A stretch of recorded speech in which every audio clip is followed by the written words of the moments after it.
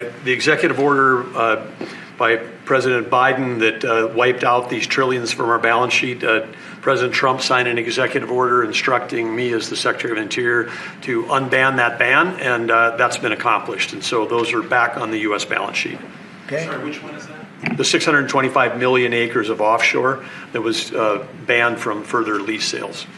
Further anything. And 625 million acres is Right. 1/3 the size of the lower 48 that was taken off our balance sheet. It's back on there now. President Trump cares about the American people. He knows that these public lands belong to the public. They don't belong to Washington bureaucrats from the prior administration. And we're going to make sure that we get a return on investment for the American people. The amount of money that he took off our balance sheet, if you look at it as a balance sheet, it was incalculable. Nobody's ever seen anything like it. And he did that, I guess, in the last few days of the administration.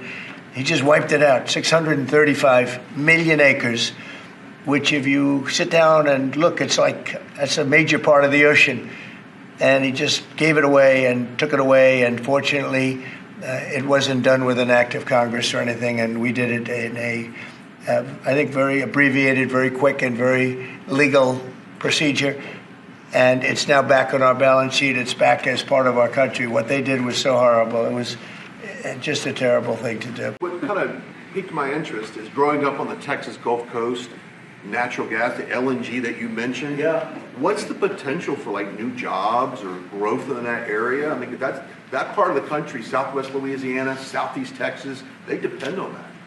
Oh, I would say that potential is simply tremendous.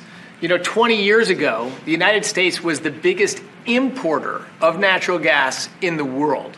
And we had natural gas prices 2 or 3 times higher than they are today. But with shale revolution and great entrepreneurs in Texas and Louisiana and across our great country, we are now today the largest net exporter of natural gas in the world. And so much of the world is depending upon natural gas is the fastest growing energy source, has been for 50 years. We were the driver of that, and then we paused. We stopped our ability to grow natural gas exports. Both the Japanese government and Indian government expressed great distress about that. They're going to count on energy imports from the U.S., and we may just change our mind. So I think they're thrilled to see the actions of this president say America's open for business. Yes, we have the energy, we have the people, we have huge job opportunities and investment opportunities, not just in the oil and gas industry, but all those surrounding communities that are lifted up by that more production here. And as we produce more production at scale, not only does it allow us to export, but it becomes more efficient and it helps us drive down the cost for our domestic consumers as well. And here is an executive order establishing the National Energy Dominance Council. So that will be chaired by the Secretary of the Interior, Mr. Burgum, and the Vice Chair, Chris Wright. So this will reduce costs with respect to energy, establish American independence with energy, and also unleash energy dominance. Good, thank you. And this is a big deal. We have more energy than any other country, and now we're unleashing it, to put it nicely.